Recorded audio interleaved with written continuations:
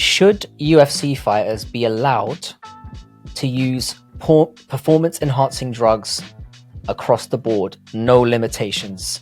So again, I leave the floor to you, sir. What do you think on this, Mal? So I would say, I'm going to say no, but I think that there's definitely a place for it.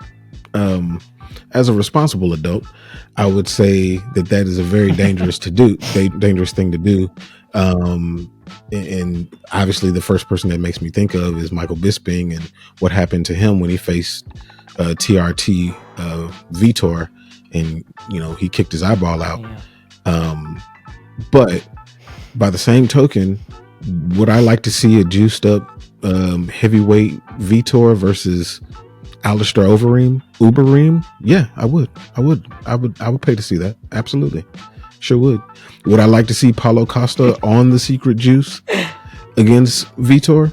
Yes, I would. Yes, I will pay it. But I think that that's something that they would have to sign up to do, and they would have to be in the UFC Super League, where it's like all rules go, and you can dip your fist in the glass and do the whole bit if you want to, because you signed the agreement saying this is what we're going to do. These are the rules. For the regular UFC, I think that's very dangerous, and I don't think that they should do that. So I'm going to say no with that stipulation, because I do watch bare knuckle fighting, and that feels very dangerous too when it comes to face laceration. So that's kind of the way I see it. Like, it's a train wreck that I would pay to see. Yeah, no, I'm kind of along similar lines with you, because the first thing that came to mind is I was thinking, like, if it was possible to live in a world where PEDs could be 100% eradicated, like you could have 100% certainty that nobody's doing them and they just didn't exist anymore, I would choose that option. Because obviously there's the inherent dangers of, the more somebody's obviously juiced to the gills, the more power they've got, the more speed they've got, the more damage they can ultimately do. And as much as I enjoy people beating the tar out of each other, I don't want to see anybody, have permanent damage in there, or just like temporary damage is fine. A couple of weeks in hospital at worst. Yeah, would be as far as I'm willing to go on that one. I don't want any permanent damage, or heaven forbid, somebody getting killed in there, which I hope we never see. However, as I've said to you before, we don't really live in this cartoon world, so I can't really treat the situation like this. Now, I did have a thought about, why not just have an organization where either people agree to it or they don't agree to it? And again, that would be another ideal situation. But again, you'd still face situations where people would just outright lie. They'd either say if they're fighting in situations where they're not supposed to use it, they'll use it anyway. And if they're fighting in a situation where they're allowed to use it, they'll be doing all kinds of things that are maybe going even further off the road. But I think the reason why I'm in favor of moving. So what we should have is the NRFC. The NRFC. That's what it is. No rules fighting championship. That's it. And they can do whatever they want to do in that one. Yeah, the sick thing is that would be amazing, and I would watch it. I may never watch the UFC again. It might be that good.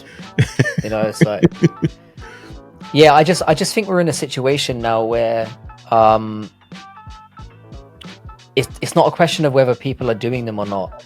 I think it just comes down to, people seem to be in a race to try and figure out how to do it and get away with it more than anything else. If you believe the rumors that go around fighting circles and all the rest of it, it seems to be that everybody seems to be doing or up to something.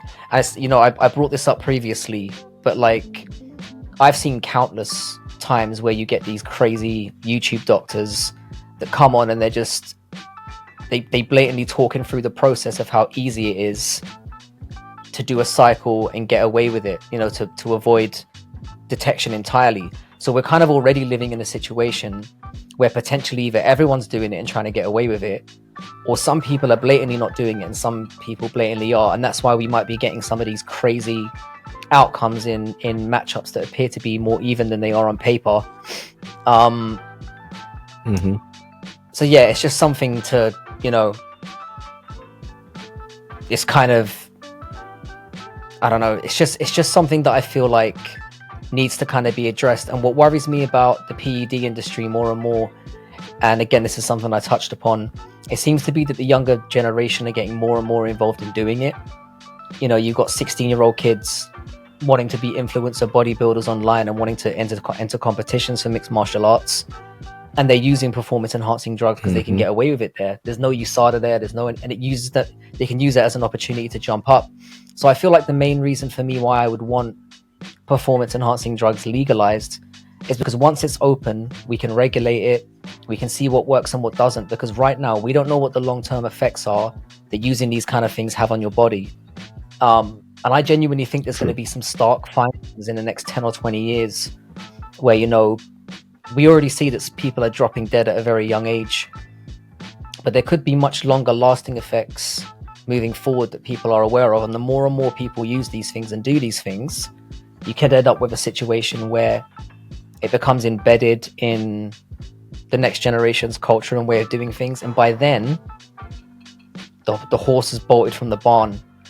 So my reason for kind of favoring PEDs more accepted, again, just to have that regulation, to have that testing, and to have PEDs moving in a direction where we are making them better and making them less dangerous. Because I think the more that, whenever you try to hide doing something, danger tends to follow, you know, because you're hiding things from people that could potentially help you and potentially give you a decent education on the subject. And I don't like the idea of the world becoming like that, and MMA and any space, really, any sporting activity becoming like that, where people feel like they have to do these things in order to excel. So because it's happening anyway, I would say embrace it and then see how far we can go with it in terms of making it safe and making it just safe and less shady, because right now things are shady anyway. So I'd potentially like to see it go in another direction.